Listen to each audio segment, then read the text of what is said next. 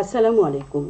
আজ বুধবার 25শে বৈশাখ, 28শে শাওয়াল, 8ই মে। বাংলাদেশ বেতার, সিলেট। সংবাদ পড়ছি ফৌজি আজিজ। সিলেট বিভাগের 11টি উপজেলায় ষষ্ঠ উপজেলা পরিষদ নির্বাচনের ভোট গ্রহণ অনুষ্ঠিত হচ্ছে আজ। উপজেলাগুলো হল সিলেট জেলার সদর, বিশ্বনাথ, গোলাপগঞ্জ ও দক্ষিণ সুরমা, সুনামগঞ্জ জেলার দিরাই ও শাল্লা, মৌলভীবাজার জেলার জুড়ি, কুলাউড়া ও বড়লেখা, হবিগঞ্জ জেলার আজমিরিগঞ্জ ও বানিয়াচং।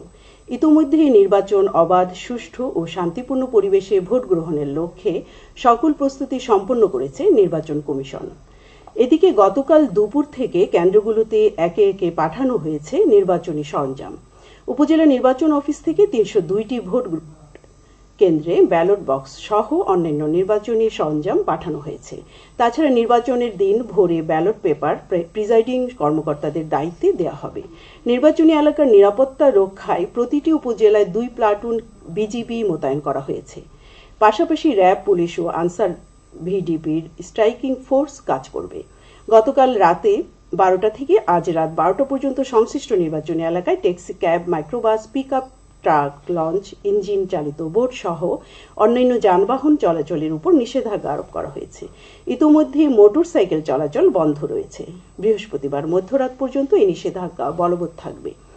সিলেটের 11টি সহ সারা দেশের 141টি উপজেলা পরিষদের সাধারণ নির্বাচন উপলক্ষে ভোট গ্রহণের দিন সংশ্লিষ্ট নির্বাচনী এলাকায় সাধারণ ছুটি ঘোষণা করা হয়েছে।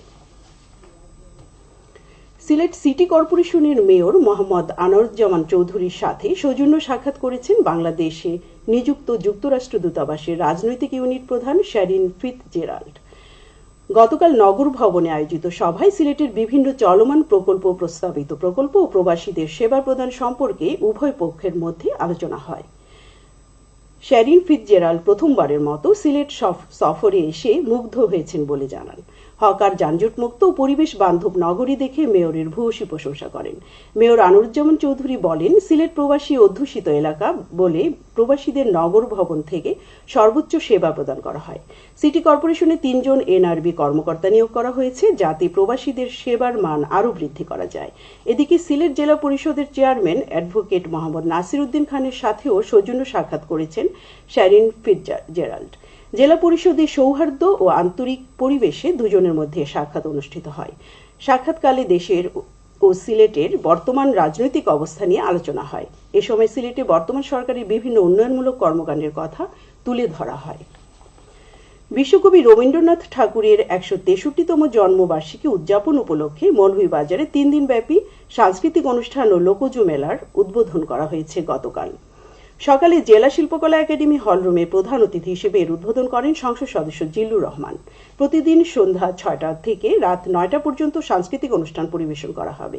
জেলা শিল্পকলা একাডেমি এর আয়োজন করেছে। বিশ্ব রেড ক্রস বা রেড ক্রিসেন্ট দিবস আজ। 1828 সালের এই দিনে রেড ক্রস, রেড ক্রিসেন্ট আন্দোলনের প্রতিষ্ঠাতা হেনরি ডোনাল্ড সুইজারল্যান্ডের জেনেভায় জন্মগ্রহণ করেন।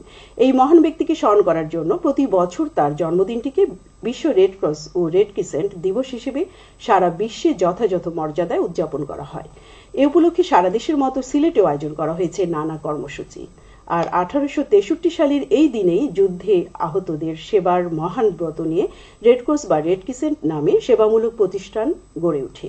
রেড ক্রিসেন্ট সিলেট ইউনিটের উদ্যোগে আয়োজিত কর্মসূচির মধ্যে রয়েছে জাতীয় পতাকা ও রেড ক্রিসেন্টের পতাকা উত্তোলন, শান্তি র্যালি ও আলোচনা সভা।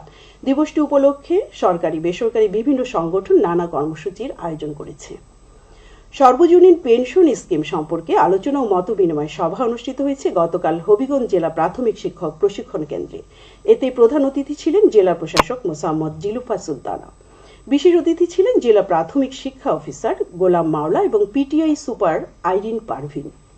এবারে শুনুন কৃষি সংবাদ। নতুন প্রজাতির বিনা ধান 25-এর পরীক্ষামূলক চাষ করা হয়েছে মৌলভীবাজারের কমলগঞ্জে। উপজেলার মুন্সিবাজার ইউনিয়নের জালালপুর গ্রামে 4 একর জমিতে এই ধান চাষ করা হয়। অন্যান্য উচ্চ ফলনশীল জাতের তুলনায় এই ধানে উৎপাদন বেশি। উপজেলা কৃষি সম্প্রসারণ অধিদপ্তরের উদ্যোগে এই ধান কর্তন উপলক্ষে মাঠ দিবস অনুষ্ঠিত হয়েছে। খেলার খবর, ক্রিকেট। সিলেটের জকিগঞ্জ উপজেলার বাহারপুর মাঠে নবীন সংঘ আয়োজিত টি-20 ক্রিকেট টুর্নামেন্টে নয়াবাজার স্পোর্টিং ক্লাব চ্যাম্পিয়ন হওয়ার গৌরব অর্জন করেছে। স্থানীয় স্কুল মাঠে গতকাল 13 রানে নয়াবাজার স্পোর্টিং ক্লাব বকুল সজীব ক্রিকেট একাদশকে পরাজিত করে। টুর্নামেন্টে মোট 20টি ক্রিকেট দল অংশ নেয়। ফুটবলের খবর। সিলেটের ওসমানীনগর উপজেলার নিশিকান্ত সরকারি মডেল উচ্চ বিদ্যালয় মাঠে চেয়ারম্যান কাপ ফুটবল টুর্নামেন্টের আজ দ্বিতীয় কোয়ার্টার ফাইনালে জাগ্রত সংঘ ইনাতাবাদ বাবলি এফসি স্পোর্টিং ক্লাবের মোকাবেলা করবে। প্রথম কোয়ার্টার ফাইনালের খেলা অনুষ্ঠিত হয়েছে গতকাল। উপজেলা খেলোয়াড় কল্যাণ সমিতির আয়োজনে এই খেলায় সানজানা 11 স্টার 2-1 গোলে রংধনু স্পোর্টিং ক্লাব মৌলভীবাজারকে পরাজিত করে সেমিফাইনালে উন্নীত হয়েছে। সবশেষে আবহাওয়া। আজ বেলা 1টা পর্যন্ত পূর্বাভাসে বলা হয়েছে সিলেট ও পার্শ্ববর্তী এলাকায় পশ্চিম উত্তর পশ্চিম দিক থেকে অস্থায়ীভাবে ঘন্টায় সর্বোচ্চ 80 কিলোমিটার বেগে ঝোড়ো হাওয়া বয়ে যেতে পারে। সেই সঙ্গে হতে পারে বৃষ্টি অথবা বজ্রসহ বৃষ্টিপাত। এসব এলাকার নদীবন্দর সমূহকে 2 নম্বর নৌ হুঁশিয়ারি সতর্কতা সংকেত দেখিয়ে যেতে বলা হয়েছে। আজ সিলেটে সূর্যোদয় হয়েছে 5টা12 এবং সূর্য অস্ত যাবে সন্ধে 6টা26। সংবাদ শেষ হলো। পরবর্তী স্থানীয় সংবাদ প্রচারিত হবে দুপুর 1টা5।